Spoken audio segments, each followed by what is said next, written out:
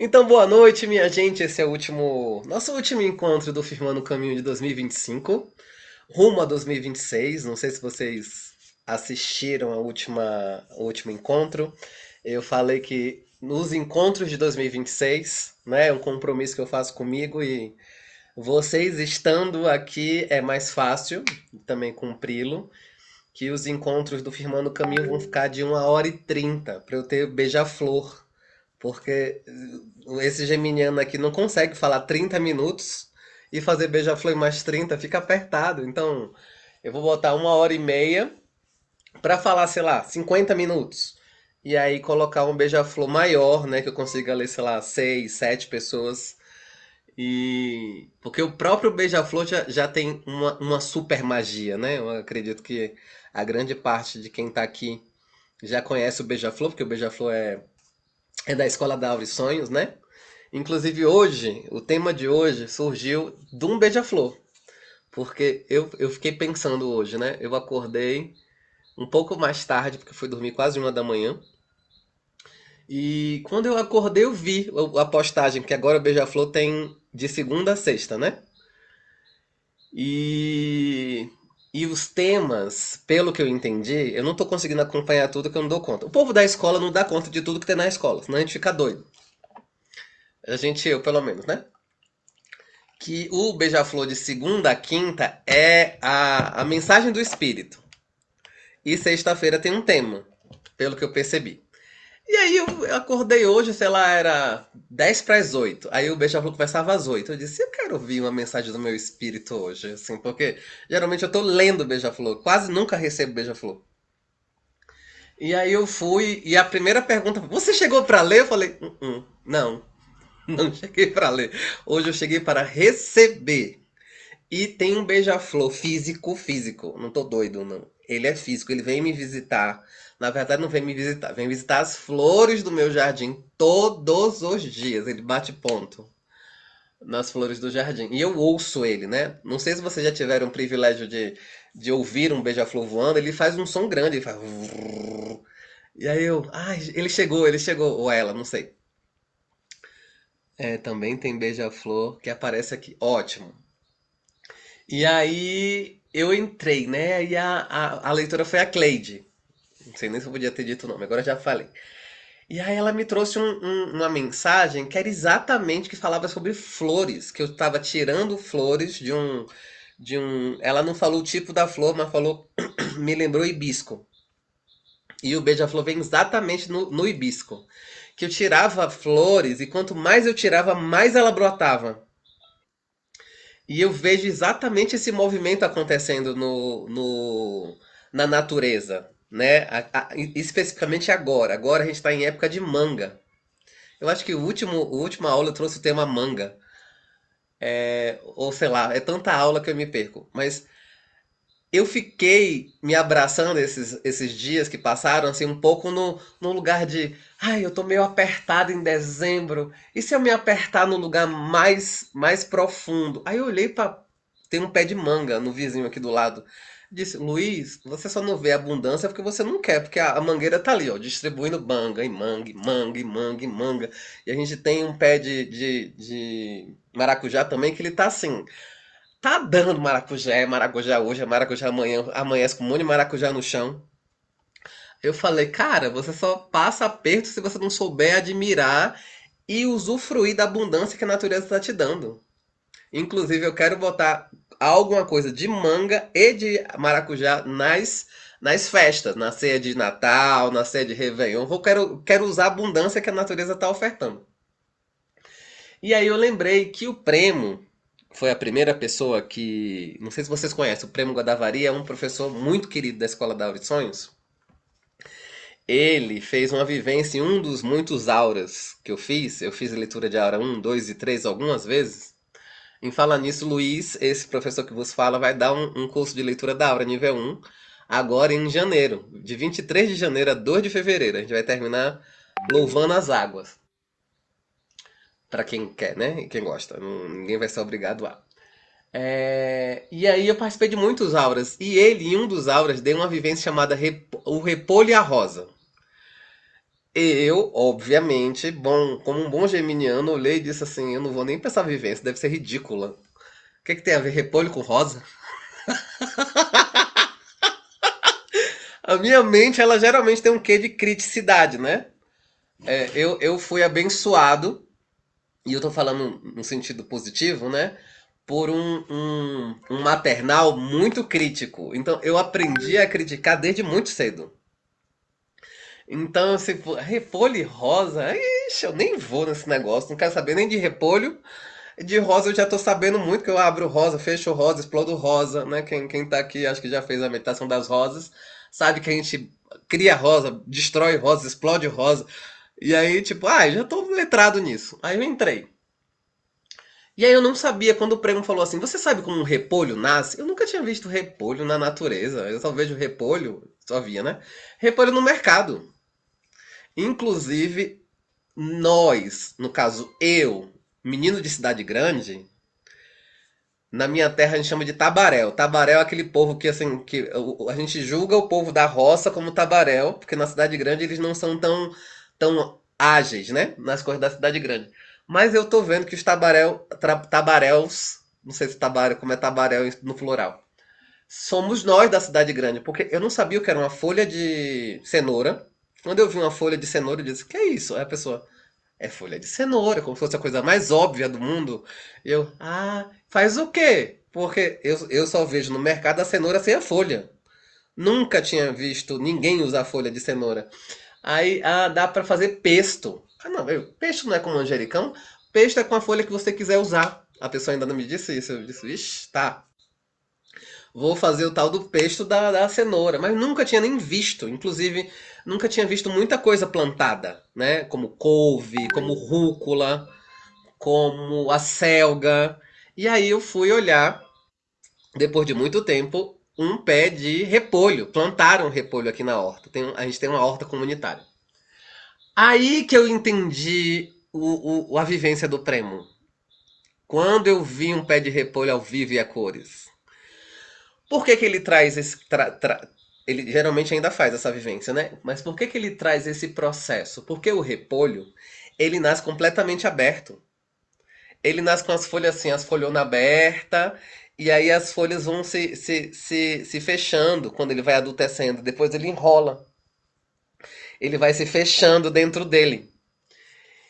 E aí eu, uau! E ele exatamente na vivência ele dizia isso, né? Nascemos como repolhos, e depois temos que nos trabalhar como rosa, porque a gente já nasceu aberto, né? Aquela criança, aquele iPhone ou aquele Android purinho, só com sistema operacional, que são os DNAs. Aí vem papai, vem mamãe, caprichosamente dando tudo que eles têm de bom e tudo que eles têm de não bom, porque eles são completos, né? Como todo ser humano, não tem só luz separado da sombra, assim, não vou ser a mãe mais luminosa do mundo. Não, não existe. Somos pessoas complexas, né? Então vamos ter luz e sombra, e inclusive vamos ter herança. Herança de sistêmica, que a gente chama, né? E essas heranças nem sempre são positivas. Tanto que tem umas heranças que a gente nem sabe de onde nasceu. O Geminiano vai abrir um parêntese. Não sei se você já ouviu a história da família que fazia peixe, e quando eles faziam peixe, eles tiravam a cabeça e o rabo. Não sei se você já ouviu essa história. Não? Então, diz que chegou um rapaz para investigar, para fazer uma reportagem numa família. E a moça da família, que era a mais novinha, devia ter seus 17 anos, disse a ele: É tradição da minha família fazer peixe. E toda vez que a gente faz peixe, a tradição é tirar a cabeça e o rabo. Aí o rapaz: que interessante essa tradição. Veio da onde? Ela: Não sei. Minha mãe já fazia assim. Deixa eu perguntar a ela. E perguntou: Mãe, de onde é que vem essa tradição? Ela: Não sei não. Na sua avó já fazia assim. Aí a mãe perguntou à mãe dela, né? No caso, a avó da menina. Vó, por que que a gente fazia assim? Não sei não. Sua bisa já fazia assim. E nesse caso, a bisa ainda estava viva. Aí foram perguntar a bisa: Bisa, por que que você fazia? Por que a tradição da nossa família é fazer peixe sem a cabeça e sem o rabo? Ela disse, não tem tradição nenhuma. Eu era muito pobre e a minha frigideira era pequena. Então, não cabia o peixe inteiro. Aí eu tirava a cabeça e o rabo. E fritava o conteúdo mais carnudo do peixe. Ai, menina, meu Deus, uma tradição de família que nunca foi tradição. Foi um teórico erro ou um acerto possível para aquele momento que foi passado de geração. O peixe a gente faz assim. E esse conteúdo, ele é impresso, voltando, né? Já fechei a aba. Impresso no repolho. Você chega a repolho, ó, a nossa família faz assim, tá bem? Aí o repolho faz, aham, tá bom. Inclusive, eu já trouxe isso também que me encantou muito, que uma professora Ana Leite fala que o nome da vivência é Aprendendo pelas Costas, que a gente aprende pelo conteúdo ao nosso redor, não só o que é falado. Inclusive a minha avó, minha amada avó que ainda é viva, tinha um ditado que pra mim era muito confuso e hoje em dia ainda é mais confuso ainda. E esse ditado eu tenho certeza que deve ter sido usado, não sei lá em Portugal, mas na família de alguns brasileiros que estão aqui, que é: faça o que eu falo, não faça o que eu faço. Renata se identificou ou abriu o microfone sem querer. Então, é muito estranho para uma criança que copia. Geralmente a criança copia. Ela é um repolho, aberta, né? E tipo, ué, mas ela. Como é que eu vou fazer o que ela faz, fazer o que ela fala e ignorar o que ela faz? Inclusive, sorvemos de sorver coisas, às vezes implícitas, né? Que são dizeres que são repetitivos, ou pelo menos posturas repetitivas ao nosso redor. Inclusive, às vezes, quando não é falado. A minha amada mãe, que está aqui, muita da comunicação dela era silenciosa. Ela corria o olho. Não sei se tem esse termo na terra de vocês. Ela corria o olho.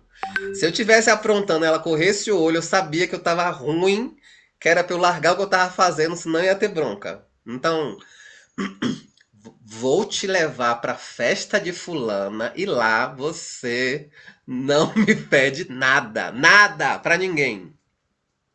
Aí a criança, coitada, acho que ela tem um Alzheimer precoce que ela esquece, né? E aí, quando eu dava conta, o olho tava correndo em cima de mim. Eu disse, ai, quero não. Eu fui convencida a não querer. Não é que eu quero mesmo, mas assim, eu tenho alguém superior a mim que me disse que eu não posso querer. Então, assim, eu sei que eu não posso querer. Então aquilo vai se manifestando com uma constância na criança, ou no adolescente, ou no pré-adulto, que vai minando um pouco a confiabilidade nas próprias escolhas do adulto. Porque sempre tinha ou uma supervisão, ou uma aprovação, ou uma não aprovação velada. Ou, por exemplo, outra frase que deve ser clássico para muitas pessoas aqui. Eu já trouxe isso, acho que na outra aula, no outro encontro. Olha, não se confia em senhor ninguém externo à família. Então, família presta. E nem sempre presta, né? Família presta. Fora não presta. Então, já coloque isso na sua cabeça. E aí, isso vai também minando que aquele adulto ou aquele jovem vá desconfiando de tudo e de todos que estão perto dele, né? Então, chegou um amor genuíno. Eu tinha muito disso, ainda tenho um pouco. Porque se eu, ela tá aqui, né, pra não me deixar mentir. Se eu elogiasse a minha mãe do nada, ela me dizia: sim, fala logo o que você quer. Ela tá ali fazendo. Não tô conseguindo ler seus lábios.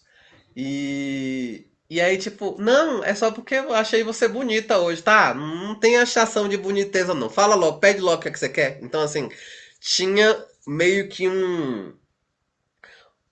você elogiar ou bajular alguém é sempre em troca de algo. Inclusive, Hoje, quando eu recebo alguns elogios, eu fico assim, ai meu Deus, será que a pessoa vai pedir alguma coisa? Tipo, ah, e? Não, era só isso mesmo. Tipo, ah, vai me pedir nada? Não, não tá me elogiando porque você quer, sei lá, um prato de comida ou alguma coisa que eu possa lhe dar? Não. Inclusive, isso foi um choque muito profundo pra mim. Quando eu comecei a assumir aqui a cozinha da escola, a cozinha física, né? Alguém passava perto da cozinha, a cozinha, eu chamo a cozinha aqui na escola de coração de cristal, porque ela é toda de vidro. Então não dá pra eu me esconder na cozinha, né? E aí quando vinha alguém perguntar alguma coisa, meu coração gelava no começo. Era assim, tipo, ai meu Deus, a comida não deu pra todo mundo. Ai meu Deus, a comida tá ruim.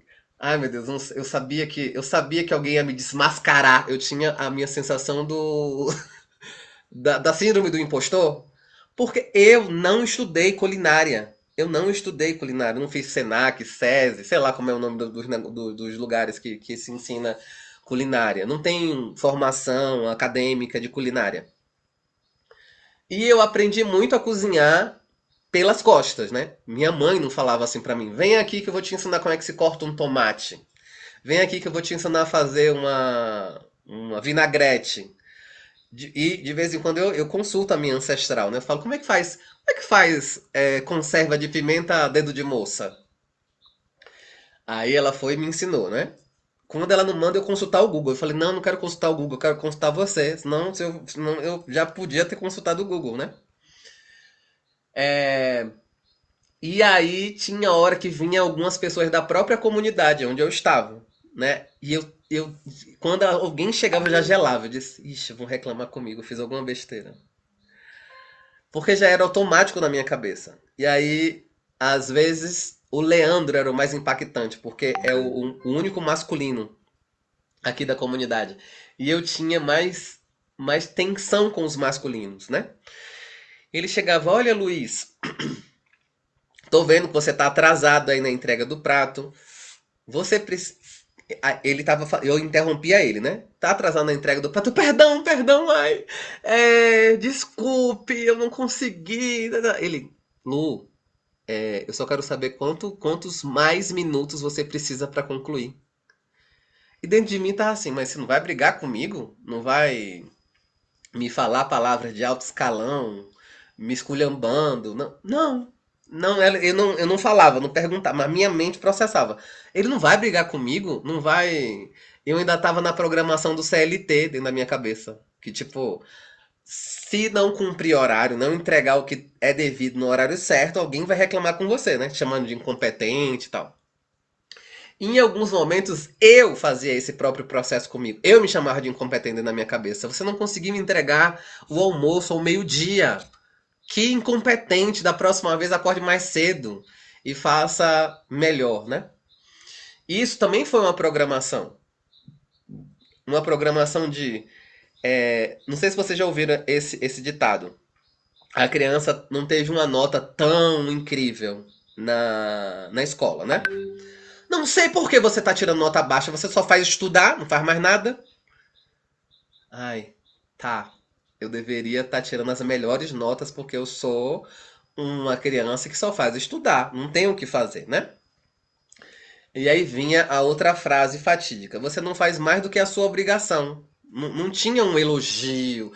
Uau, meu filho! Minha mãe também não era muito de me elogiar, não, tá? Meu filho, que incrível! 9! Meu amor, que lindo, que esforço bonito! Um 9, que legal! Você não faz mais do que a sua obrigação. Tipo, ah, tá, ok. Tá bom, então vamos seguir, né? Então, entre outros, né? Entre outros muitas coisas que foram fazendo com que o repolho fosse se tornando lacrado. Ou também, a gente pode usar a palavra ensimesmado dentro da cultura familiar. Por isso que às vezes para o adolescente barra jovem é meio que um choque quando começa a ir para outros clãs que fazem diferente. Tipo, vocês comem na mesa? Não comer na mesa, né? Mas arrumar a mesa para comer. Ah, Tá, que legal. Meu povo não come na mesa. Assim, pelo menos antigamente não comia não. Não tinha um lance de botei o talher com o prato fundo de sopa, com o prato raso de não sei o que lá, com... E eu até vi algumas coisas antigas que eu não é da minha época. Tinha um negocinho que você colocava na beira do prato pra botar espinha de peixe. Nunca vi. Eu vi depois de adulto, né? Então, o garfo, a faca, a colher disso, a colher daquilo, não tenho essas memórias na minha. A Isis está adorando essa aula. Tá, você pode assistir na gravação. Então, não era muito costume. Não tinha na minha programação de repolho. E aí, quando eu vi outro repolho externo à minha plantação de repolho, que é a minha família, e aí eu vi, uau, tem coisas diferentes ali. E aí eu entendi quando o Premo traz que a gente chegou repolho, então nos fechamos em si mesmados nas nossas histórias, nos nossos processos de apropriação cultural da nossa própria família ou dos nossos clãs, e depois a gente vai para o processo para tentar desconstruir. Porque não, Cris Barreto, você está descascando a banana errada, não se descasca a banana assim. Se descasca a banana assado. Não, eu descasco a banana assim. Não, mas será que tem alguém errado na história? Porque deveria-se só ter realmente uma forma de descascar uma banana? Ou pode ter um processo muito plural de. E aí que eu entendi um pouco do que a Angelina fala da riqueza que se existe no intercâmbio cultural. Porque é uma coisa você sair do Nordeste e ir para o Sudeste, que já é bastante diferença. Uma outra coisa é você sair do Brasil e ir para São José, na Costa Rica. Que é outra coisa, outra frequência, come outras coisas. Inclusive, eu já cheguei na Costa Rica com preconceito. Porque no café da manhã deles tem um prato chamado gacho pinto. Que aqui no Nordeste seria baião de dois. Baião de dois, para quem não conhece, é arroz e feijão cozidos juntos, né? E lá é arroz branco com feijão negro. E aí eu fiquei assim, com huevos rancheros. Eu disse, meu Deus, minha gente, o que é huevos rancheros, pelo amor de Deus? Ah, é, ovos caipira. E o que se tal desse galo pinto? Eu pensei, né, que era alguma coisa de frango. Um galo, sei lá, com pinto. E não, é porque a história deles, antigamente só se fazia muito mais só o arroz. E quando se misturou o feijão no arroz, é como se fosse uma galinha completamente branca e o pintadinho do feijão é o pinto, o galo pinto. O galo pintado, como se fosse a galinha pintadinha. Aí eu, uau, mas esse povo toma isso no café da manhã e o povo de lá, tomamos sim, é muito bom, sustenta quase o dia inteiro. Aí eu, uau, que louco esse lugar do. Inclusive, quando eu fazia mais cafés da manhã aqui na escola, as pessoas olhavam pra minha cara como um preconceito, porque eu aprendi lá no Nordeste que café da manhã tradicional, né? Tem que ter lá mandioca cozida, aipim é a mesma coisa. Batata doce, ovo, cuscuz. Algumas pessoas do Sudeste olhavam assim, que é isso? Eu disse, é cuscuz. O que é cuscuz? Aí eu, pelo amor de Deus. A pessoa não sabia o que é um cuscuz? Pelo amor de Deus. E aí, tipo... E realmente a pessoa não sabia. Eu tenho amigos do Sul que não sabem nem o que é uma cuscuzeira. Eu disse, não, gente, cuscuzeira é todo lugar. Tem, todo lugar tem de onde você está acostumado, meu querido amigo cuscuzeiro. Aí eu, não tem. Uma voluntária chegou aqui e disse: estou levando pacotes de cuscuz para minha casa e uma cuscuzeira. Vou fazer sucesso com cuscuz no sul. Eu, não tem cuscuz no sul? Não tem milho? Tem milho, tem, Luiz. Mas não, Luiz, não tem, querido. Eu tô levando porque eu vou ser sensação no sul, porque agora eu virei cuscuzeira. Cuscuzeira, assim, é quem gosta de cuscuz, tá? Foi o nome que a gente. Cuscuzólatra, sei lá. E o pior é que ela gostava do cuscuz mais simples, porque tem o cuscuz que pode ser rebuscado, como cuscuz paulista, o cuscuz marroquino, tal. E isso, pra muitos nordestinos, já é assim, tipo, é uma invasão da tradição. Você tá botando coisa que não existe no cuscuz, pelo amor de Deus, cuscuz é cuscuz puro, com manteiga de garrafa e queijo de coalho em alguns lugares, quando tem. Então não fique inventando de botar azeitona no cuscuz, ovo no cuscuz, tomate no cuscuz. Você está fingindo a tradição. Inclusive lá no Pará, o grande choque cultural que eu tive foi que o povo toma açaí puro. Não é açaí com banana, com leite condensado, com, sei lá, M&M. Quando eu falei isso, a minha amiga falou assim: não chega na casa de uma pessoa tradicional com essas ideias que a pessoa vai te olhar de ponta cabeça e vai achar que você é doido. Aí eu, tá, tem regras aqui também, um pouco diferente das regras nordestinas. É tipo quando o povo vai inventar com coisa com cuscuz. E aí eu vi que a rosa faz parte exatamente dessa desconstrução. Porque eu tô falando, para quem chegou depois, a comparação do repolho e da rosa, tá? O repolho nasce aberto e fecha, e a rosa nasce com o botão fechado e vai se abrindo para tomar os raios de sol, né? E no caminho, normalmente no caminho espiritual, a gente vai desaprendendo para reaprender. E uma das coisas mais complexas, e se você já foi e já tangenciou a educação, é você pegou alguém que aprendeu uma coisa por 30 anos e você chega para aquela pessoa e diz assim: é errado. Agora você vai aprender o certo. E aquela pessoa tem que tirar o disco riscado do HD para botar outra coisa.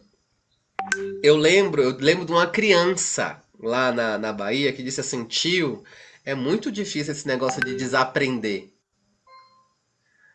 Pois é, mas tem coisas que é importante desaprender, né? Para você se abrir para o novo, para ampliação de um conhecimento que, se você continuar aí na rodinha do hamster, vai ficar um pouco mais complexo para você se abrir para o que é diferente. Esses dias, um amigo meu, muito desorientado, e assim, e veio me perguntar como se eu fosse a pessoa mais orientada do mundo para esse assunto, né? E eu não sou, mas já caminhei um pouco mais do que ele. Me disse assim: ai, chegou uma pessoa trans no meu espaço. Como é que eu acolho ela? Eu falei assim: pergunta a ela. Como é que ela gosta de ser acolhida? Ah, mas eu tenho medo. Então, exatamente pelo seu medo de fazer errado, pergunte a ela.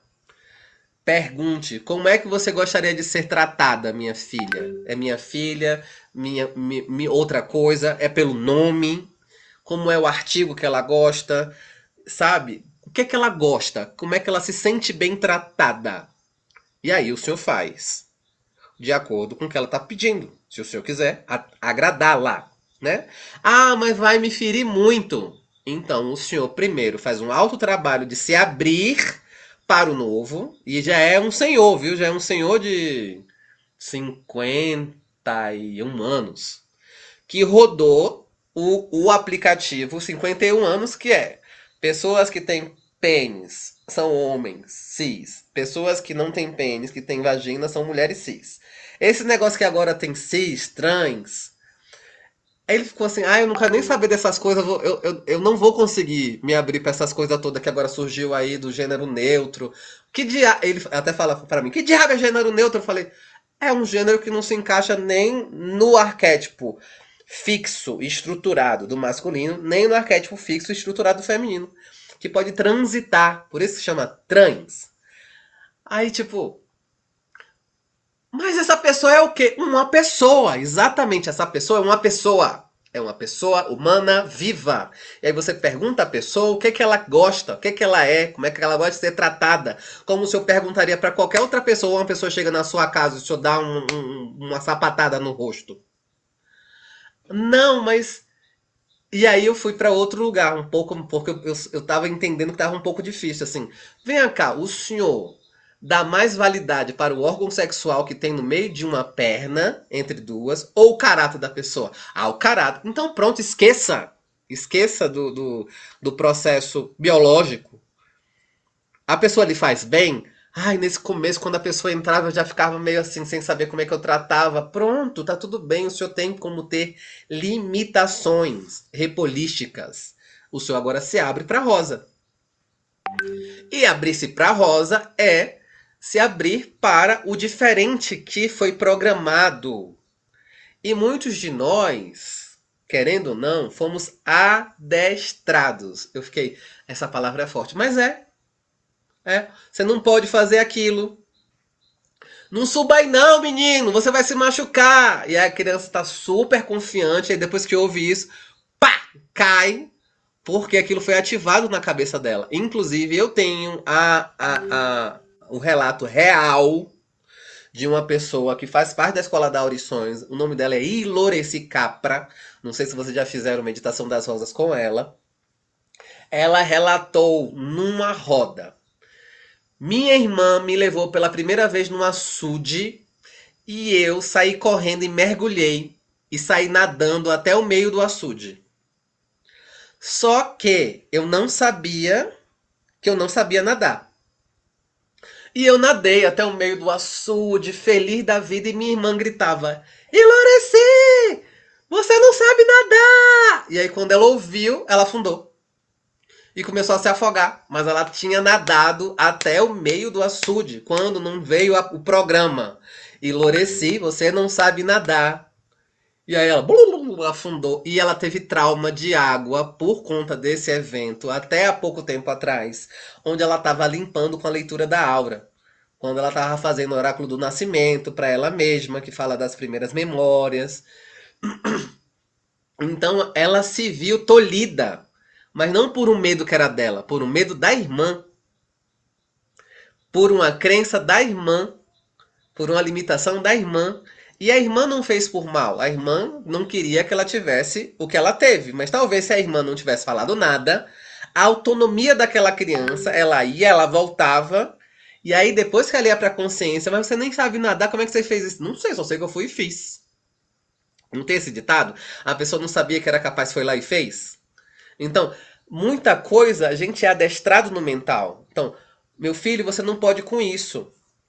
Sabe quando às vezes o pai invalida a criança? Não, você não sabe de. Não, cala a boca, você não sabe de nada.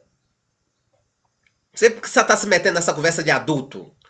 E aí a criança vai entendendo, eu não sei de nada. Por que eu estou me metendo nessa conversa? Eu não sei de nada. Por que eu estou me metendo nessa conversa? E aí vai ficando mais tímido a pessoa de se envolver em conversas. Porque essa pessoa não sabe de nada. Ela não tem o que está fazendo no meio de uma conversa. Então tem umas invalidações internas. Meu filho, tira isso aí, eu faço por você. Você não sabe fazer isso. E não é que a criança não pudesse aprender, mas ela às vezes é julgada como inferior, assim. Você não sabe lidar com isso, né? Outra pessoa faz por você. E às vezes vai um adolescente cheio de traumas, cheio de medos, e não sabe fazer, né? Eu já vi muitos adultos que chegam aqui e dizem assim: ai, que bom que tem cozinha porque eu não sei fritar um ovo. Eu digo, gente, não é difícil fritar um ovo. Pelo menos assim, pra mim não é, né? Mas assim, o que é que eu posso. Inclusive, quando eu comecei a fazer classes de culinária, eu dizia: não, gente, pelo amor de Deus, todo mundo vai saber isso. E aí as pessoas, uau, como é que faz queijo vegetal? Vocês não sabem como é que faz queijo vegetal? Você sabe como faz queijo de leite de vaca? Ah, eu não. Eu compro queijo lá no mercado. Pra que eu quero saber como é que faz queijo? É, real. Se não foi um assunto que lhe tomou, talvez não fosse interessante. Mas, por exemplo, eu achava que a galinha era a galinha que tinha pintada na caixinha do caldo quinó. Aquela era a galinha. Porque naquela época eu não tinha visto galinha viva, né? Depois eu comecei a ver no quintal da minha avó. Depois eu entendi como é que a galinha parava no prato. Eu achei que a galinha já nascia no prato, assim, frita, cozida, né? E por isso que eu trouxe o lance das coisas que eu vim descobrindo aqui na zona rural. Tipo, um pé de couve. Um pé de berinjela. Eu nunca tinha visto pé de berinjela na minha vida. Eu só via as berinjelas já no mercado. Sabe? De onde estão vindo coisas. E isso foi falando, uau, então eu posso ter uma horta que me supra, assim, de forma fácil? É abundante uma horta, pode ser? Qual o trabalho que dá? Né? Como é que eu consigo realizar aquilo? Então, aqui eu fui desmontando muita coisa. Tipo, se a pessoa, que é outra coisa que a gente geralmente, eu, pelo menos, tenho, né? Tinha mais. Não, eu não gostava que me chamasse de Luiz. Por quê? Eu sabia que Luiz era treta. Porque toda vez que a minha mãe usava Luiz, ou usava uma ênfase um pouco mais firme no Luiz, eu sabia que nunca era para me dar um presente. Nunca! Nunca era pra me dar um bombom, nunca era pra me dar um dinheiro, pra dizer assim, Luiz, meu amor, eu trouxe uma mesada farta e gorda pra você gastar lá na esquina, meu filho amado. Não. Luiz era sinônimo de problema. Eu comecei a ficar com menos sinônimo de problema porque Luiz era a chamada da escola. E Luiz também era quando alguém me chamava para médico. Então eu sabia que era menos ruim o médico, que o médico tinha que chamar pelo nome, que estava escrito na ficha. Ou quando a professora chamava o Luiz, né? Mas, fora isso, inclusive uma das meninas que frequenta aqui o grupo, ontem eu escrevi o nome todo dela. E eu posso falar o nome dela, Nicole. Aí eu escrevi, Nicole, boa noite, tá lá. Aff, o que foi que eu fiz? Eu, fez o quê? Você me chamou de Nicole, você geralmente chama de Nick. Eu digo, ai, sei lá, eu chamei seu nome, né? Nicole? Então, ai, eu não gosto quando as pessoas me chamam de Nicole. Mas seu nome não é Nicole, Nicole? Aí ela, ai.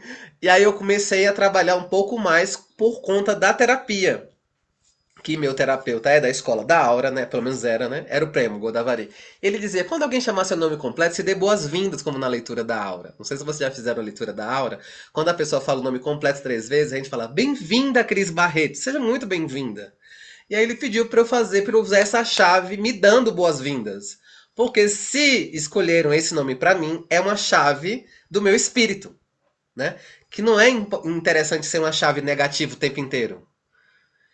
E se minha mãe usasse Luiz Carlos, eu sabia que a bomba era pior. Se usasse Luiz Carlos Souza Santos Ribeiro, eu sabia que era a bomba de Hiroshima, entrando no processo. Então, o Adriano Risque fazia muito isso comigo. Falava, Luiz Carlos Souza Santos Ribeiro. E eu, ai, bem-vindo, Luiz. Seja muito bem-vindo.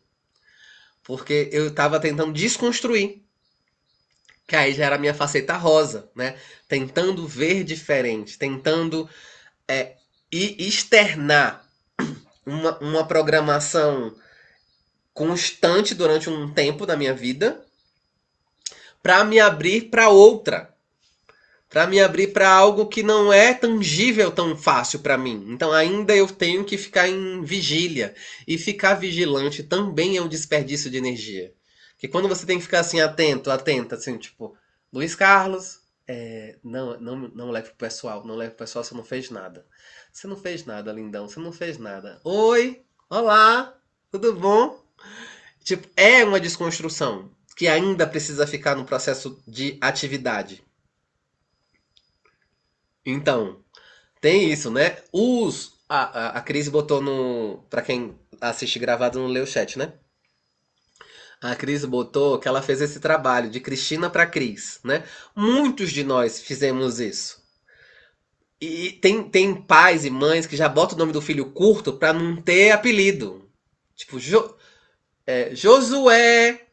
E no Nordeste, muitos nomes grandes viram nomes pequenos. Por exemplo, Maria José vira Mazé. Cadê a Mazé?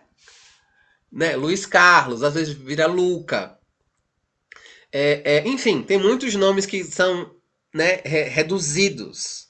Tem nomes que são mais difíceis, como por exemplo o nome da minha mãe, Núbia. Aí o povo chama ela de Nubinha, que é maior do que Núbia, né? Mas teoricamente quando bota o Inho aqui no Brasil, né, lá na Costa Rica é Tico. Bota o Chiquito.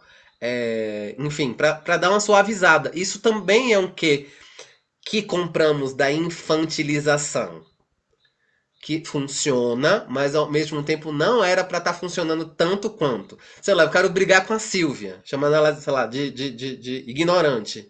E aí tem gente que faz isso nos sistemas mais populares, assim, lá no mercado. Ô, queridinha, não era pra você estar assim, raivosinha. E aí a pessoa vai ficando mais puta ainda, desculpe o termo, porque você tá, né, infantilizando. Ô, lindinha, minha florzinha, amadinha. Tipo, resolve meu problema. Nesse momento eu quero que você me chame pelo nome completo, se você pudesse, né, assim, mas eu quero resolver. E a Angelina, ela um dia estava falando numa aula assim, nós deveríamos ensinar os nossos filhos que os nomes completos deles são positivos desde o início, trabalhando tons mais afáveis, né? Assim, em vez de Silvia! Não, Silvia! Ô Silvia, por favor, você pode vir aqui, né? E tem os tons de ordem quando a gente é filho, né?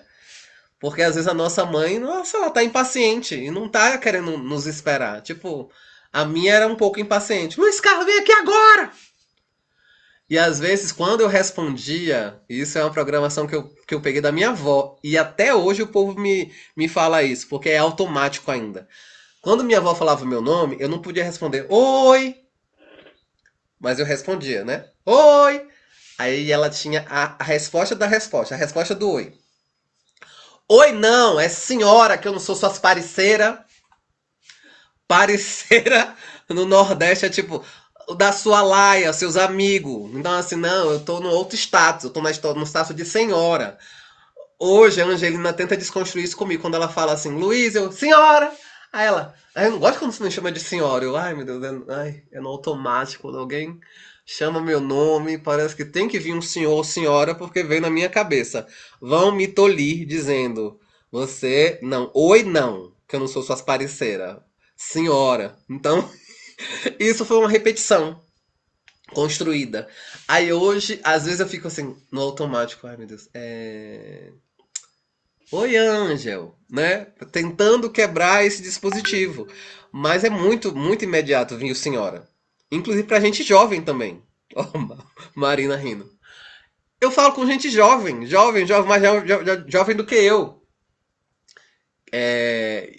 Enfim.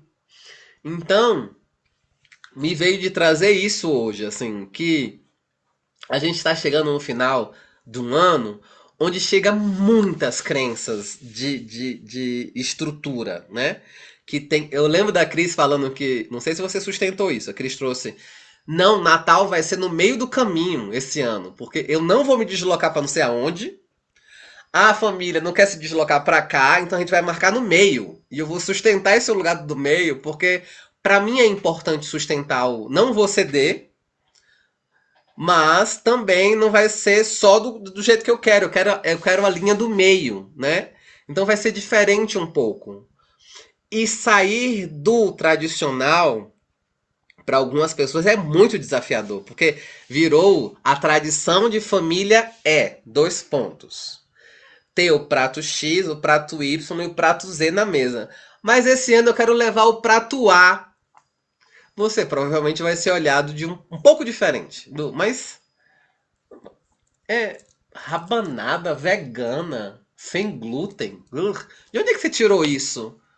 Eu tirei que alguns intestinos têm inflamações com glúten. E tem inflamação com leite. E tem inflamação com derivados. Então eu estou tentando trazer uma elucidação, quebrando a tradição que te inflama. Então não estou quebrando uma tradição de forma ruim. Estou tentando quebrar uma tradição. Não é nem tentando quebrar, mas eu estou trazendo uma novidade. Que no começo pode ser extremamente restritiva. Assim, as pessoas podem ter restrição, inclusive eu. Quando eu cheguei aqui, você vai cozinhar vegano, eu dizia, ai meu Deus, vegano, vegano, eu vou ter que ficar me inventando prato com alface, tomate e cebola. Pra mim era isso, veganismo. Inclusive a salada da casa da minha avó, acho que até hoje é alface, tomate e cebola. E vinagre e azeite. Não, minha mãe disse que mudou, que ela mudou. Graças a Deus, Senhor. Amém, aleluia, Senhor. Mas antigamente, na minha época, era salada, alface, tomate, cebola e vinagre e azeite e sal. Acabou a salada. A salada era isso. Então agora minha mãe tá moderna, tem o Google dando muitas opções, né? Não sei se ela tá botando os brotos. Eu não sabia o que era um broto. Eu vim aprender o que era um broto aqui. Inclusive, muitas vezes eu me sentia muito tabaréu. Quando a Drica me falava coisas assim, a Drica é uma das pessoas mais rebuscadas de culinária aqui na escola, pra mim, né? Ela dizia: você não vai comprar beterraba em pó, beterraba em pó, beterraba em pó, beterraba em pó serve pra quê, Drica? Serve pra dar cor. Vamos fazer umas panquecas vermelhas? Muda o gosto da panqueca? Não, mas o nosso processo cromático também é cultura, também se come o colorido. Ai, pelo amor de Deus. Panqueca é panqueca, vermelha, azul, amarela. E aí depois eu fui entendendo que a cor fazia parte do ato de comer visualmente, sabe? Do ato de ter outras coisas. Quando ela me falou de um tal de sabor, como é que chama? Acabei de esquecer. A mami, kumami, umami, acho que é umami. Diz, que tal de umami? Eu sei lá qual que é umami. Aí ela, tá, vou lhe explicar, Luiz. Aí eu, ai meu Deus, senta que lá vem a história. Eu já me senti o burro da história, assim, tipo, ai meu Deus, não sei que sabor é esse. Eu não sabia o que ele fazia dentro de mim, sabe? Então, eu tive que ter muita humildade. Humildade no sentido de humildecer, para não colocar as minhas resistências na mesa. Porque as primeiras coisas ai, pelo amor de Deus, não, beterraba em pó, eu vou fazer o que com beterraba em pó? Ou outras muitas coisas que eu olhava assim, manteiga vegana, ixi, isso não deve ter gosto de nada. Nada, porque manteiga real é manteiga de garrafa, a manteiga da tradição do meu povo. E tipo, eu me surpreendi muito com muitas coisas. Eu me abri muito para muitas coisas, inclusive para compartilhar com uma super diversidade que tem aqui na comunidade. Tem o sorocabano, tem carioca, tem português, tem francês, tem baiano. Então, às vezes, quando é umas maçaroca, que eu vejo assim, maçaroca que eu falo no bom sentido, uma mistura, que eu, gente, essa mesa tá muito divertida. Tem do crumble, francês, ao baião de dois na mesma mesa. Eu digo, uau, que muito doido e lindo poder ter essa diversidade na mesa. E aí é isso. Então por isso que eu queria trazer um pouco desse processo do repolho e da rosa, para que, se for possível, tentemos ser mais rosas agora nesse final de ano, para a gente sair das métricas estabelecidas, sabe? De ir para o final do ano se cobrando, porque as coisas que você prometeu para você mesmo, muitas delas você não fez, muitas delas você não cumpriu, muitas delas podem vir com um percentual de culpa se devolvendo para você mesma, né? Ou você mesmo. E o que, que eu posso fazer diferente? E não no sentido amplo, que é outra coisa que eu aprendi muito na terapia. É assim, Luiz, se dê metas menores, isso pode ser mais carinhoso com você mesmo. Em outras palavras, por exemplo, vamos supor que, se eu sei, Cris, você vai pro reiki, mas eu já tô acabando. Você quer mudar toda a sua vida, né? Agora você é fitness, a partir de amanhã eu não como mais nada. Isso é uma meta muito, muito agressiva para você. Inclusive, eu vivia muito isso na casa da minha mãe. Minha mãe me ensinou muito isso. Eu entrava em dieta e a minha mãe dizia assim: eu não vou entrar. Você quiser que lute. Você quiser que abra a geladeira e veja o bombom lá, que você teoricamente não pode comer, e você que tem força de vontade. E eu não conseguia. Eu dizia, meu Deus, era tão bom se a casa inteira entrasse em dieta pra eu não ver a tentação esfregada na minha cara. Então, Quando a gente estabelece metas muito altas, tipo, nunca mais vou fazer tal coisa, isso pode ser extremamente desafiante para o seu próprio sistema, que já opera, sei lá, há 20 anos de uma mesma forma, e você acha que a partir de amanhã a linha temporal que existe dentro de você vai sumir, vai puff, explodir. Então, as coisas que são geralmente trazidas para ser mais orgânica é assim, tá? Eu tô saindo do ostracismo total e eu quero ir para um lugar de mais empatia comigo e com o meu corpo. Eu quero sair do sedentarismo. Eu vou sair do zero, de ficar deitado na minha cama de 8 até as 12, para achar que eu vou caminhar 25 quilômetros por dia? Não, porque eu não vou dar conta de 25 quilômetros. Mas sair do ostracismo e de repente fazer uma caminhada inicialmente de 20 minutos, eu posso tentar? Posso. E aí depois que eu for enraizando, por isso que geralmente se fala em repetir por vários dias seguidos até se tornar um hábito. Seu corpo vai começar a aprender e o seu cérebro geralmente vai tentar burlar as maiores formas porque ele quer economizar energia. O nosso cérebro quer economizar energia. O que vai sair do script, ele já pensa, ai, acho que eu não quero não. Vamos ficar no conhecido. Vai gastar muita energia com esse negócio de mudança. Pra que você quer mudar, Luiz Carlos? Pelo amor de Deus, fica aí. E tipo, não, pelo amor de Deus, vamos mudar. Então, vai ter uma resistência interna. E aí, você, depois que você conseguiu botar 20 minutos, aí você pode aumentar a meta. Agora vai ser 40. Vai ser o dobro, né? Agora vai ser 1 hora. E aí você vai, uau, eu consegui! Aí você vai. Também tem o que a gente chama de recompensa. As recompensas são muito importantes. E a gente já tem o. Por isso que eu falo do adestramento, né? O cachorro geralmente, para se comportar de uma forma X, ele tem uma recompensa. Que é um biscoitinho interessante, é um patê interessante. A gente é a mesma coisa. O Natal é recompensa. Você se comportou? Você se comportou bem? Foi um menino bem comportado? Foi sim. Então você vai ter uma recompensa X, que é o presente do Papai Noel. Então a gente tem já o dispositivo de recompensas internas. Então se você pode ter autorrecompensas, pode ser extremamente positivo para você. A celebração pode ser uma recompensa, né? Para equilibrando e uau, eu consegui 20 minutos de caminhada por 20 dias.